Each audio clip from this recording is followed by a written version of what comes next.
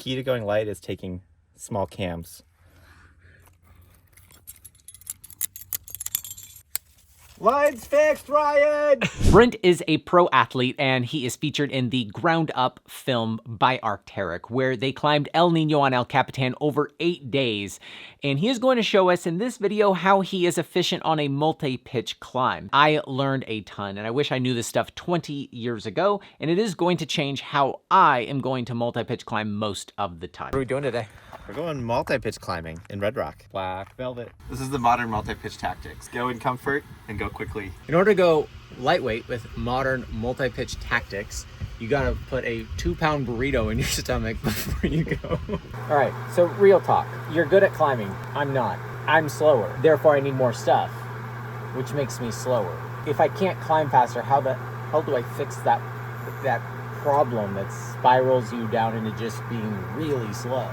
I don't think it's about climbing faster. It's about faster transitions. Like, we're not literally trying to run up the rock. We're just trying to not have so much downtime when neither person is climbing in the party. In multi-pitch climbing, you're leapfrogging. One person is just sitting there for most of the time. And then there's many minutes, hopefully not hours, but a lot of time where both people are sitting there. And I think that is what you should pay attention to reducing.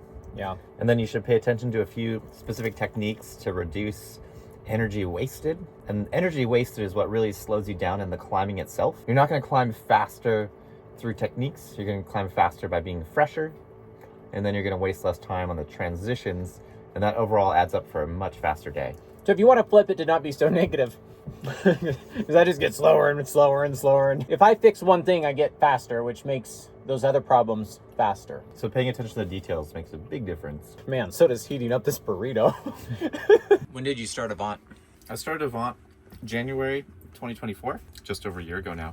About when I started the store. It's been a fun ride. Honestly, couldn't be more grateful for all the support. I don't have to overthink every time. I just use my go-to pack list. So this is my personal checklist. So if it's been a little while, maybe I'm a little rusty, but I just pull out my pack list. These pack lists are available now on the Avant webpage. So if you want to see what I'm bringing on my multi-pitch climbs, go check it out. So we're starting a 6-pitch route at 10 a.m. No one else is here.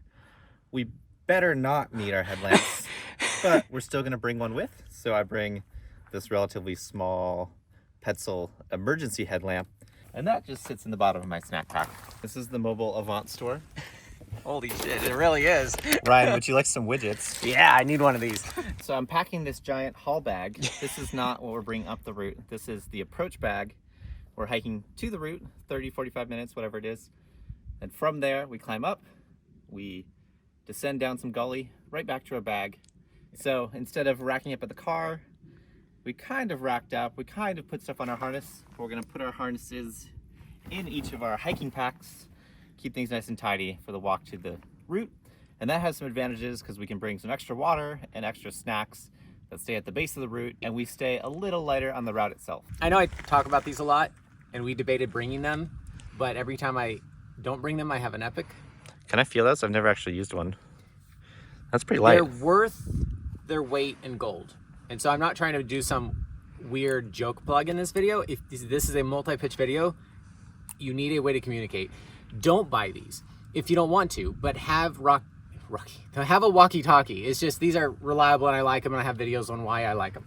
But have a way to communicate other than yelling and rope tugs, please. All right, we're ready. Let's go. Not too dorky. There's no chalk bag and shoes dangling. I didn't bring a chalk bag. It's 5'8". I don't climb things I'm scared about. We try to minimize how many dangling items we have on the walk to the climb. I really don't want to wear it. Did you know clothing is the best sunscreen? Highly recommend. Yeah, I don't climb El Cap without a sun hoodie. So the rope's just gonna stay piled right here. I'm gonna yell down, "Rope's fixed," and you're gonna put your top rope solo kit on, just like we practiced at Index. And then I'm gonna be up there snacking, reading the topo, preparing for the next pitch. Please don't watch something on YouTube from two guys you don't know and go do it on your own without somebody who knows what they're doing, or at least practicing before it's like critical, or try everything you do on top rope before it matters. So what do we do with these things? you have a bun in your mouth. You don't want to be on the first 22 channels or 23 channels. because you're going to hear everyone's conversation, right? There's no privacy code. Privacy doesn't mean they can't hear you. Privacy means you can't hear them. So I'm setting it to, in this case, 25. I'm going to pick a privacy code that matches and make sure they work before we take off. This is a climbing shoe. I'm not leading.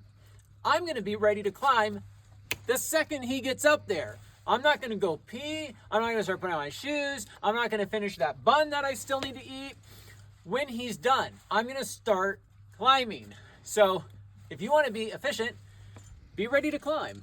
Rant over. Well, you're following the pitch. I want to eat my snacks. I want to drink my water. Be ready to set off on the next pitch. Yeah. And I can only do that if the water's on my person. If you have a backpack with all the supplies for our picnic, we have to stop together. But I have my personal supplies on me, so we don't ever have to stop at the same time. So I have the snack pack that holds this leash that holds my phone in case I do this. And now I'm ready to climb because I got my top rope solo set up because he's not blaming. This is me, quote unquote, belaying, which really means I am in snack mode. That is ultra classic. Thanks for the belay, man. No problem. I just studied the topo for the next climb. So even though it looks like I'm relaxing and not even ready to climb, once you're up here, I'm ready to blast. So we just fixed to follow this pitch. And even though in this case, with some people coming up to the base just behind us while we're climbing, I'm gonna pull the rope up, and that's still an energy savings because I'm not pulling it through the gear. 30-meter pitch, you do a wandering pitch and you have a 70-meter rope. You have to pull 40 meters of rope through all that rope drag. Yeah. And that's the most tiring part of a multi-pitch day. Yeah, it is. He is on belay. As casual as I just looked when Ryan rolled up, 90 seconds later, I am setting off. I'm gonna unclip from my PAS. I'm on belay, and these PASs can be kind of annoying. I'll show you what I like to do. I like to put my PAS around like a belt, clip it into my other double point, mostly out of the way. And yes, Ryan, I'll take the 3 draws and 2 cams that I placed in the other pitch. Off belay, Ryan, and the line is fixed. So I was about right there where that fixed piece was before it started to self-feed. So you do have to manage the rope yourself as a follower for the first little bit. But now I'm in the mode where it self-feeds, and so I'm just flying up this. It's so fun. Thanks for the belay, man. That was great. Yeah, no problem. I was tight the whole time. I really appreciate it. Working hard up here. So as soon as I get up here, I undo that so my neck is free. And this is so much better than wearing a backpack. If Ryan had a backpack with all the supplies, I wouldn't be nourished from the 10 minutes I just sat, ate my food, drank my water. It took me 10 minutes? 5 minutes. Okay, thanks. Yeah. Where's your 30 feet of cordelette? I don't bring cordlet. The only anchor kit I ever bring is a double shoulder length sling and 2 tiny carabiners. And with that, I make a go-to V anchor. I do this figure 8 knot. You could do a quad, you could do whatever you want, but the premise is a V anchor, which works very easily on 2 bolts. And if you're building a cam anchor, you just try to put 2 pieces really close together so you can clip them to each other. Sometimes you'll offset it and clip them together with a draw. Manually equalizing is what I call it. Manually equalizing. That could be a cluster, and that could be a cluster. 2 points, they might be clusters into a V, nice clean anchor. If it's a weird scenario, around a tree, around a boulder, weird cams far apart, I'll just use the climbing rope. We're not going to pull all the rope up before he starts because that takes time, energy, and then I have to manage the rope. So I'm going to set this up like I'm hauling up a wall. So I go down and up because I put in the teeth right before I put on the turned on the camera. And I put on the side of my body. And I'm going to only pull up a little bit because that's all I need to put him in the belay device. And then he's just going to start climbing. And there's only probably 20 meters of rope down there. And so eventually the tail of that rope will come up. It's not windy and there's no one below us. So I'm not worried about tangles, problems, or being a dick. So in that order. All right, so you are not on belay. God damn it. That's what I get for talking at the same time. It always inspires confidence to your climber when you put it in wrong 3 times before you put it in right. Okay, so that's you, so which means I can take you off fixed here. You're still in your personal anchor. Yep. And then I'll pull the cams from your harness before I take off. And if you were to fall, you know, the high chance of that, right?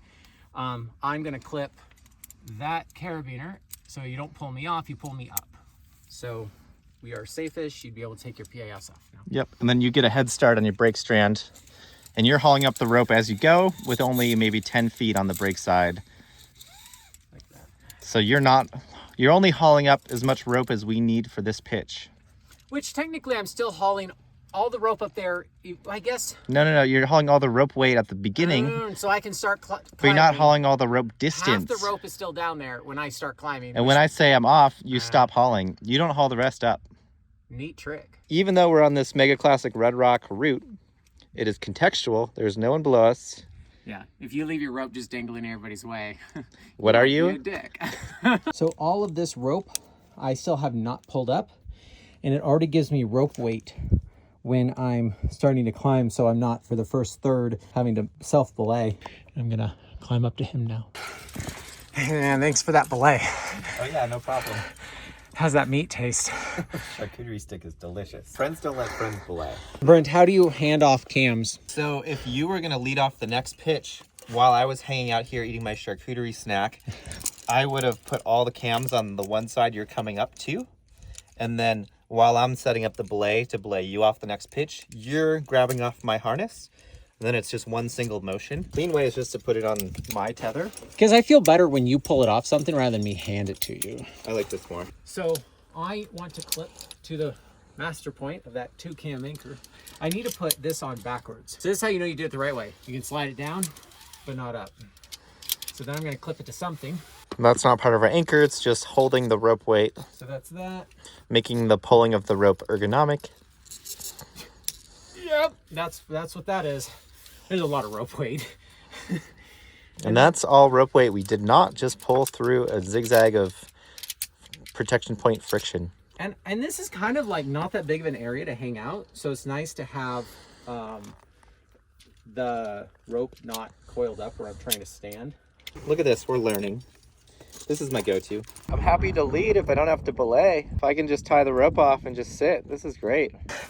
Thanks for belaying me, man. That was great. Behind the scenes. Snack packs and iPhones. He is on belay. I'm on the anchor, and this is holding the weight of the rope. Now that Brent has Rocky Talkies, I taught him a trick. Hey Ryan, I'm building the anchor. So now I can start putting on my spock. I can not belay actively, and I could be a lot quicker at getting climbing once he says fixed. How was your chalkstone encounter? I'm so grateful I didn't have a backpack on and that I just had a snack pack on me. There's a lot of things that could snag, and we came through this like big chalkstone the size of a big car. And so it's just, there's so many things that could get snagged on.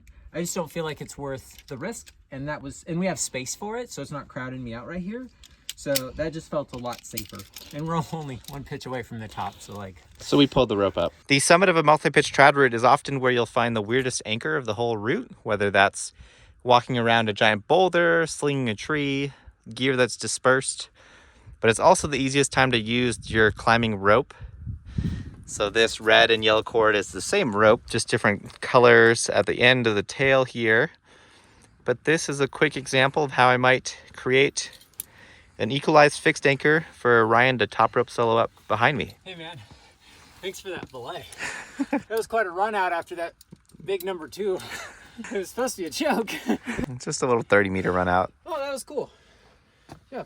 By not having to pull rope through rope drag, I don't feel very tired. I feel like on wandery, easy routes like that, most of your energy goes towards pulling the rope through all the protection, not pulling the rope through, fixed following.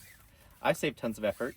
We didn't bring a backpack, so we both had our snacks and water, so that we never had to stop completely and have a picnic. One of us was climbing 95% of the time. We had maybe 5% downtime for our day. And that's how you go fast. We weren't running. Yeah. And now it's 12:30. We started at 10. Scramble down, go down this gully over here and get back to our packs. I want to carry this rope somehow hands-free. So I'm doing a single strand coil with a 20-foot tail to start. And then, once I'm done, and always single strand. Double strand's asking for trouble when it's time to flake out the rope and climb. Next time, I have my 2 tails that are exceptionally long. Go around. Crossing over. Once more. Pull through.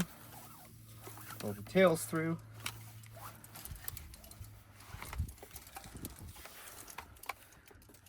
Long tails around the shoulders. Look at that. Nailed it. Double wrap for comfort. Just a square knot. And we're off. What are you up to? Making my second coffee for the day. What time is it? It's 1:30. This is the benefit of efficient multi-pitch climbing.